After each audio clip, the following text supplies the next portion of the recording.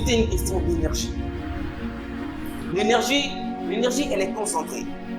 L'énergie, c'est comme dans un cercle. Vous savez, quand vous avez un cercle, il y a l'air qui est à l'intérieur. Un cercle qui est rempli par l'air. Cet air-là, c'est la forme d'énergie. Quand vous prenez ces cercles-là, tu prends ces cercles-là, tu mets seulement un seul trou là-dessus. Tout l'air qui est dans ce cercle-là va vers ce trou-là. Et tu as de fortes chances d'atteindre ta cible. Mais si à l'envers, tu prends le même cercle et puis tu mets 10 trous là-dessus, c'est-à-dire tu commences ce business, alors que rien n'est encore aussi là-dedans, tu vas te limiter toi-même.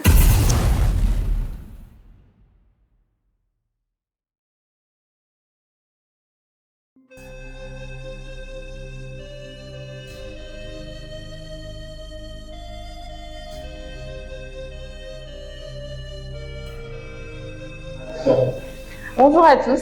Bonjour. Bienvenue dans cette conférence où nous parlerons du développement personnel avec un thème bien précis qui est libérer votre potentiel personnel pour impacter.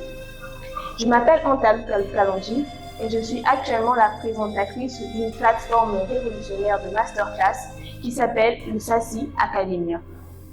Lusasi Academia est une plateforme qui a pour but d'intégrer l'implantation des conférences dans le monde entier, de partager les connaissances dans le métier d'aujourd'hui et de demain à travers nos conférences et nos séminaires, de permettre aux étudiants, aux entreprises ou aux groupes d'amis de bénéficier d'une expérience professionnelle à travers les séminaires que nous organisons. Elle est aussi spécialisée dans le coaching des entreprises qui ont des problèmes ou des difficultés au niveau de leur croissance, en vue de les aider à obtenir des résultats positifs et assurés. Lusasi Academia est aussi une plateforme qui est spécialisée sur le management et le leadership, l'analyse financière, sur le consulting, le développement de vie. Je vais appeler M. Lusasi qui va nous édifier. En public. Ça fait beau. C'est vraiment beau, magnifique. Si je ne suis pas égoïste, Madame Anta, j'ai préféré. Si je vais vous dire. Vous avez clashé. Alors, les gars, je ne sais même pas quoi vous dire parce que je pense qu'elle vous a déjà tout dit. Mais je ne vais pas vous laisser comme ça quand même. J'ai quelque chose pour vous. Parce que c'est mon travail. Tout d'abord, je suis très content, très content que vous soyez aussi nombreux. Je ne le pensais parce que je vois la présence de M. Tariq, la présence de M. Emeraude, Melvie et Madame Rose. Donc si vous êtes là aujourd'hui, c'est parce que forcément, vous avez décidé de changer votre vie. Vous avez décidé de réussir dans votre vie. C'est ça pourquoi vous êtes là. Le pourquoi. Votre vie, gravir des échelons, passer vers une étape supérieure tout en passant par l'apprentissage. Donc, si vous pourriez vraiment acclamer pour vous-même, parce que demain, c'est vous qui êtes de futurs millionnaires.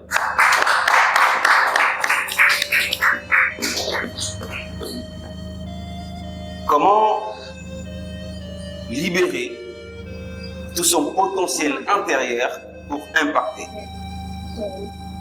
Je sais que parmi vous, il y en a qui vont se dire, mais est-ce qu'il y a encore ces gars qui est devant nous qui parlent de libérer le potentiel? Ils sortent d'où celui-là? Je sais que vous ne savez pas pourquoi je suis là, je vais vous le dire. Si je suis là, c'est pour vous annoncer une nouvelle. Si je suis là, c'est parce que vraiment vous m'avez permis d'être là. C'est parce que vous m'avez donné cette opportunité de construire, d'accroître et de réaliser mon rêve.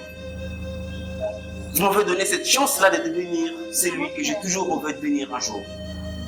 Donc c'est parce que vous êtes là que je dois forcément m'occuper de vous. C'est mon travail, c'est ma priorité. Vous savez, dans la vie, on peut avoir des rêves, on peut avoir des projets. Dans la vie, on peut avoir des idées très innovantes, on peut avoir des visions. Mais la provision dans nos visions se cache derrière le peuple.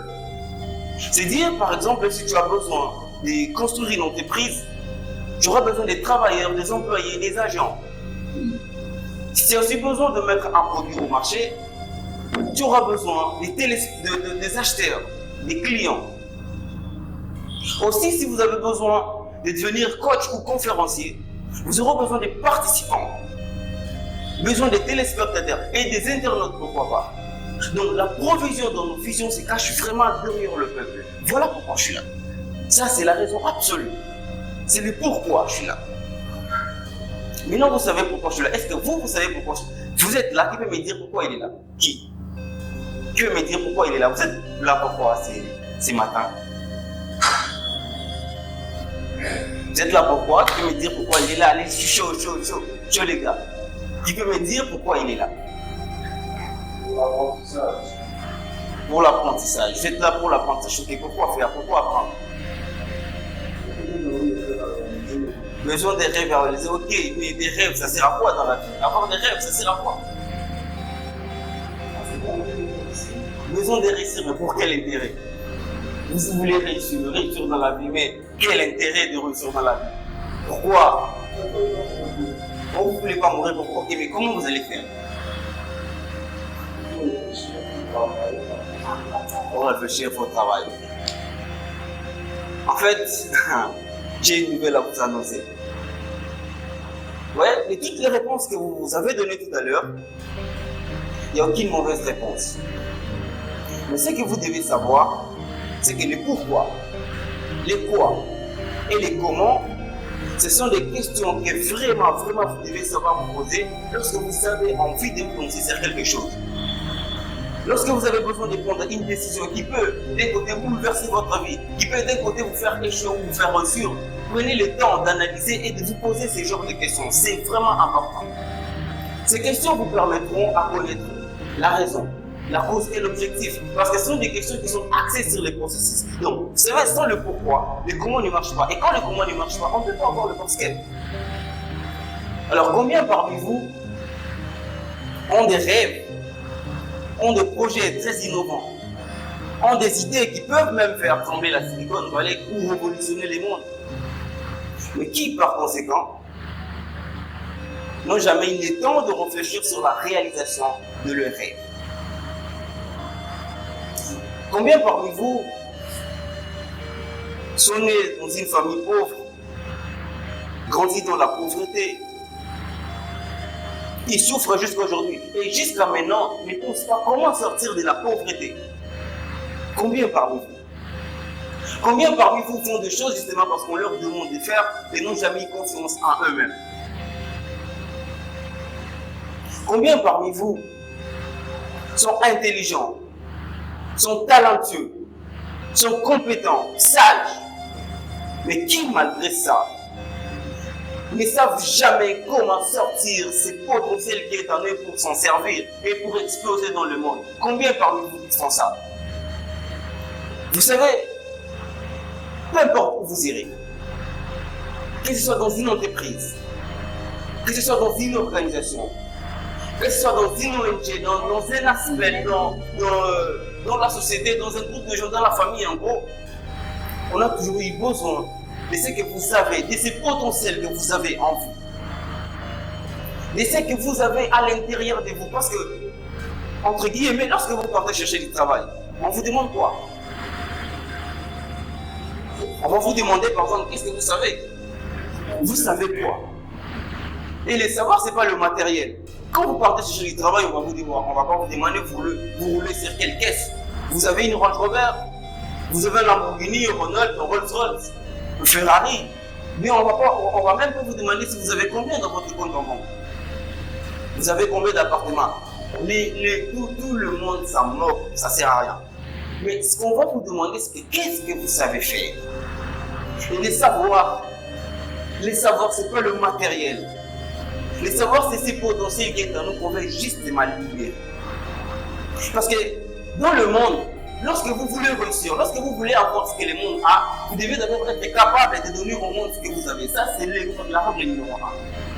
C'est-à-dire, si vous avez besoin, si vous pouvez le noter, tant mieux. Si vous avez besoin de prendre ce que le monde possède, Vous devez d'abord donner au monde ce que vous avez. Donc sortir ce qui est à l'intérieur de vous pour vous rendre utile. Pour prendre tout ce dont vous avez besoin. C'est ça la clé. Alors comment sortir justement ces potentiels qui est à l'intérieur de vous? Comment faire? C'est potentiel. Quand je parle de potentiel, vous devez bien comprendre que je parle de potentiel en termes d'esprit et de cerveau. Donc vous pouvez libérer votre intelligence, votre sagesse, vos compétences, votre savoir-faire, vos visions, vos rêves, vos projets, peu importe. Parce que les compétences, le potentiel, c'est quelque chose qui est en nous. Hein. Pour le monde entier, tout le monde a un potentiel. Tout le monde, comme on est là, chacun de nous a un potentiel en lui. Chacun naît avec son potentiel. Le potentiel, on le définit comme étant un ensemble de ressources que peut disposer un individu. Je répète bien, je parle des ressources en termes d'esprit et de cerveau. Je ne parle pas des ressources matérielles. Je sais que tu es intelligent, je sais que tu es talentueux, je sais que tu es compétent, je sais que tu as des rêves, je sais que tu as des projets, tu as des visions, tu veux réussir dans ta vie. Alors qu'est-ce qui t'empêche alors de pouvoir libérer ce potentiel qui est en toi pour exploser dans le monde? Alors là, je peux dire que on a souvent peur. On a souvent peur. Plusieurs types de peur. Parfois, on peut avoir peur la peur d'échouer, la peur du regard des autres, la peur de prendre des risques, la peur d'être exclu du cercle social, la peur d'investir, la peur de l'inconnu. Et tout cela, par conséquent, ça nous amène à être effrayés devant nos rêves, devant nos buts, devant nos objectifs, devant nos visions.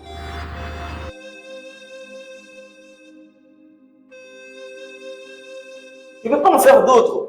Faire quelque chose qui vous touche. C'est ça ce que moi je ferai. Vous allez faire quoi? Dans le pire des cas, si vous arrivez à faire quelque chose avec cet argent, c'est que vous êtes forcément connecté à votre rêve. A contrario, si vous ne le faites pas, c'est que vous n'êtes pas connecté à votre rêve. C'est-à-dire, avoir 10 millions de dollars aujourd'hui, surtout en RDC, je ne sais pas comment expliquer cette somme, c'est beaucoup. Hein? 10 millions de dollars, c'est une somme colossale. C'est monumental. On peut remplir sa valise avec des Fendi, avec des Gucci, avec des Versace, avec des Louis Vuitton, avec quoi encore j'ai oublié un truc. Avec Dolce & Gabbana, on change plein de trucs.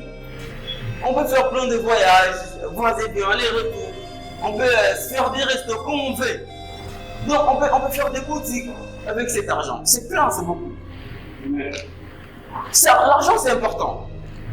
C'est important. Mais si vous n'avez aucune idée claire de ce que vous allez faire de cet argent, c'est alors que l'argent devient inutile.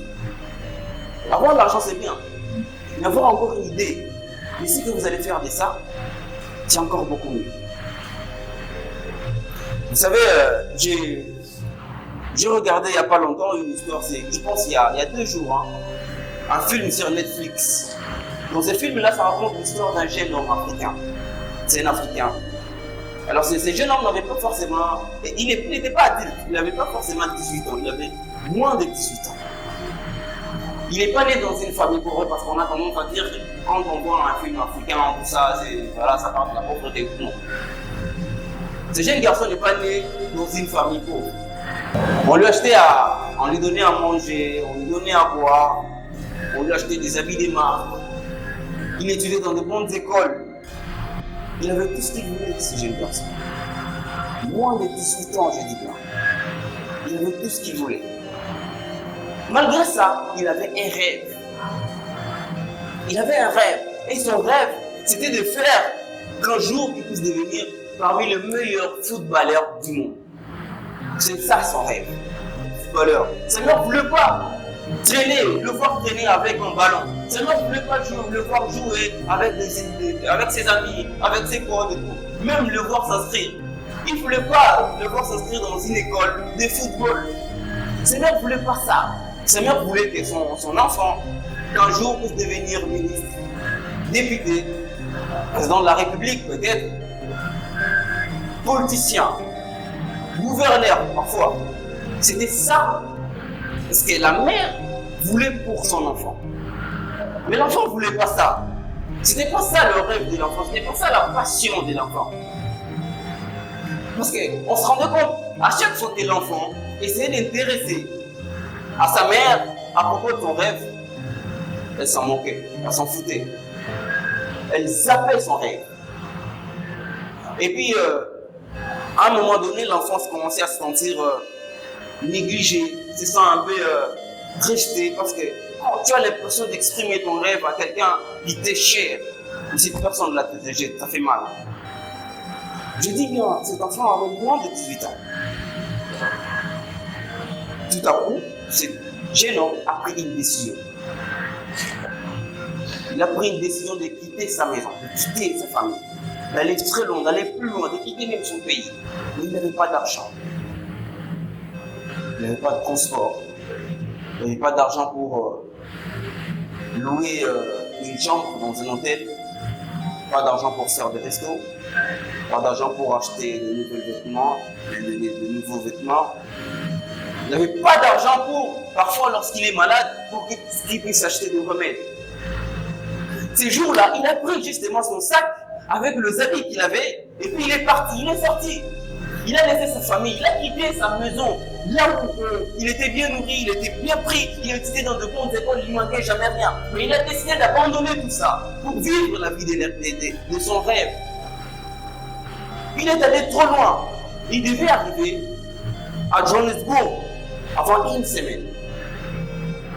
Il y arrivait il y avait une équipe qui inscrivait de nouveaux joueurs, qui sont talentueux dans le football et tout. Mais là, il devait arriver avant une semaine. Il n'avait pas de transport. Il a fait pied. Il était d'un pays pour aller à un autre pays, et un pays très lointain. Surtout en Afrique, c'est compliqué. Combien de lacs, combien de mers, combien de fleuves, des océans, et ce jeune garçon n'a pas dit traverser. Combien de fois il s'est fait arrêter? Combien de fois il s'est endormi en prison, disant qu'il n'avait pas de passeport? Combien de fois il s'est endormi enflammé? Combien de fois, parfois, il n'avait pas d'argent pour s'acheter des remèdes lorsqu'il est malade? Combien de fois ce jeune garçon a pu grimper dans des montagnes, des montagnes, des montagnes et des montagnes? Combien de fois il s'est endormi dans des forêts? Combien de fois ce jeune garçon a rencontré des raqueteurs, des pirates de la route sur son chemin? Combien de fois il s'est battu? Combien de fois ce jeune garçon s'est endormi dehors? Combien de fois il avait parfois faim, un jour, trop, il a un ventre trop creux, mais il n'a rien. Il n'a rien, il a 0 francs, 0 euros, 0 $. Il a que dalle dans sa poche. Obligé de dormir en famille. Et un jour, il était dans l'eau et puis bizarrement, sa mère l'appelle. Il décroche l'appel de sa mère et puis on entend sa mère lui dire: c'est comme ça que tu nous récompenses, toi? C'est comme ça que tu nous récompenses? Après tout ce qu'on a fait pour toi, après tout ce qu'on fait pour toi, on te fait étudier dans des écoles qui sont les plus chères. Tu manges tous les jours, tu te mets bien, tu as tout ce que tu veux. Mais tu as voulu nous quitter trop tôt comme ça, c'est comme ça que tu nous récompenses. Ça l'a foiré pour rien. L'enfant a entendu tout ça, ça l'a fait mal. Il était touché. Et puis il a pris l'appel, il a raccroché, il a pris son téléphone directement, il a jeté ça dans l'eau. Et puis il a poursuivi son rêve. Il n'était pas forcément arrêté sur ce que sa mère lui disait. Il suivait ses rêves. Donc, suivez vos rêves, il connaît le chemin. C'est ce que j'ai toujours parfois sur mes publications. Quand on suit ses rêves, ça connaît le chemin, ça nous amène vers une route bien déterminé pour pouvoir réussir, pour atteindre ou embrasser le succès. Il a suivi ses rêves et il est arrivé à Johannesburg. Dès qu'il est arrivé comme ça, et directement il se dirige au stade, il s'est fait inscrire et puis il commence à jouer. Mais pendant qu'il jouait, c'était encore le début. Tout le monde était content. Tout le monde était content de le voir toucher, tenir la balle, le ballon. Quand il jouait, il driblait, il y avait des gens qui créaient son nom par-ci par-là. Il avait des succès. Et puis, à force de le jouer, il s'est amélioré quelques mois plus tard. C'était un jour, ils avaient un match. Et ces matchs-là, il y avait des gars qui étaient, je vais dire, sa mère, son père, sa mère et son père étaient ces jours-là, devant la télé. Ils regardaient la télé parce qu'ils avaient su qu'il y a un match aujourd'hui, que leur enfant fait partie d'une équipe quelconque, vont jouer aujourd'hui. Ils se sont mis devant la télé, la mère et le père, devant la télé en train de regarder le match. Et puis pendant qu'ils regardaient, bizarrement, ils ont vu leur enfant avec du succès incroyable.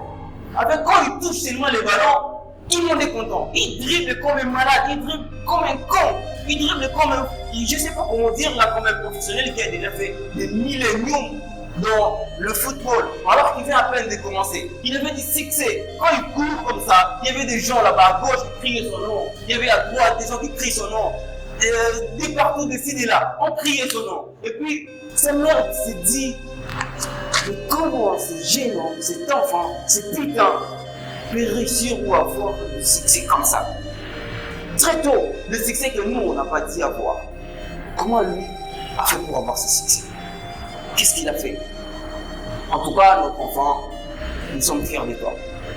On a eu tort, parfois, mais de critiquer, de t'empêcher de faire ce qui est de ta passion. Mais nous sommes fiers de toi. Nous sommes très, très contents. Donc, cela dit que les mêmes personnes qui vont te dire aujourd'hui, et ça ne va pas marcher pour toi, sont les mêmes qui vont te dire demain bravo. Les mêmes personnes qui te disent aujourd'hui que tu es nul, que tu n'as aucun talent, ce sont les mêmes qui vont acclamer pour toi demain. Ceux qui te disent aujourd'hui que toi tu n'as aucune chance de réussir dans la vie, ce sont les mêmes qui vont te dire félicitations, tu as de la chance de réussir dans la vie. Donc peu importe ce qu'on rencontre dans la vie, peu importe la souffrance, peu importe les difficultés, peu importe la pauvreté même, ça ne doit pas nous empêcher à poursuivre, à avoir et à réaliser nos rêves. Donc suivez vos rêves, ils connaissent le chemin. Ce que je dis toujours, tout est possible. À celui qui croit, rêve, ose de travailler et n'abandonne jamais. Je répète, tout est possible à celui qui croit, rêve, ose de travailler et n'abandonne jamais. Tout est possible à celui qui croit, rêve, ose de travailler et n'abandonne jamais. Mais putain, tout est possible à celui qui croit, rêve, ose de travailler et n'abandonne jamais. Si vous êtes sûr avec moi, je vais vous entendre dire let's go. J'aime plus d'énergie, les gars. J'aime de l'énergie. C'est-à-dire que si vous prenez le courage de vous connecter à ce que la voix qui est à l'intérieur de vos désirs, votre vie va changer. Parce qu'un rêve, c'est quoi un rêve? Un rêve, c'est pas forcément quelque chose de grand. C'est pas non plus quelque chose de petit. On rêve, on a l'impression d'avoir une boule à la gorge là. Vous savez, lorsque vous avez une boule là, vous avez du mal à respirer ou pas? Oui ou non, vous avez du mal à respirer? Oui. C'est-à-dire, lorsque vous êtes connecté à votre rêve, il faut que ça sorte. Il faut que vous puissiez cracher cette boule-là, que ça sorte, pour que vous vous sentiez libre. C'est ça aussi un rêve. Donc c'est comme une femme enceinte. Vous savez, une femme enceinte, elle porte quelque chose dans son ventre, oui ou non? Donc, pour qu'elle se sente alors libre, il faut que cette chose-là soit dégagée. C'est ça un rêve. Donc un rêve a toujours besoin. Et donc c'est vraiment, ça nous empêche, ça nous dit toujours, j'aimerais sortir, fais-moi sortir. C'est ça lorsqu'on est connecté à son rêve. Et le but d'un rêve, ça n'est pas forcément d'être réalisé. Mais le but d'un rêve, c'est d'abord de créer cette énergie à l'intérieur de soi et de sortir justement ces potentiels qui est à l'intérieur de nous-mêmes. Donc si vous prenez le courage de vous connecter à votre rêve, votre vie va changer. Votre vie va changer. Votre vie va changer. Alors je pense directement, celui qui sait maintenant son rêve, il passe au deuxième clé. À la deuxième clé, c'est créer le circuit neurobiochimique. Il y a un proverbe qui dit, je ne sais pas si c'est un proverbe scientifique, un proverbe biologique, chimique, je ne sais plus. Ça dit qu'on devient ce qu'on aime le plus souvent. C'est-à-dire, si je fais tourner à l'intérieur de moi régulièrement de la colère, le récepteur cellulaire devient addict à la colère. Donc je passe de quelqu'un de très calme, de quelqu'un de très gentil, de quelqu'un de très motivé à une mauvaise personne, à une personnalité colérique, à quelqu'un d'énervant. Donc c'est pourquoi on dit que l'esprit est tout. Tout ce que vous pensez, vous le devenez. D'abord, qui connaît l'ordinateur le plus puissant au monde? L'ordinateur le plus puissant au monde, c'est quoi? Dieu me dit l'ordinateur le plus puissant au monde, c'est quoi? Oui. Non, pas vraiment. L'ordinateur le plus puissant au monde, c'est quoi? Oui. Non, pas vraiment. Qui encore? Non, même pas. En fait, l'ordinateur le plus sophistiqué de la planète, c'est notre cerveau. Parce qu'avec le cerveau, on peut créer la richesse. Avec le cerveau, on peut créer la pauvreté. Avec le cerveau, on peut créer le bonheur et même le malheur. L'ordinateur le plus puissant au monde, c'est pas MacBook, je sais pas combien, c'est pas Dell, c'est pas Toshiba, c'est pas iPod, c'est pas n'importe quoi. L'ordinateur le plus puissant au monde, c'est notre cerveau. Vous savez, dans notre mental, il y a 3 leviers. Et les 3 leviers ne sont que des accélérateurs. Il n'y a pas d'embouteillage, il n'y a pas de frein. Donc, quoi que vous puissiez toucher, il ne fera qu'accélérer. C'est-à-dire, si tu penses à une chose, lui va penser plus.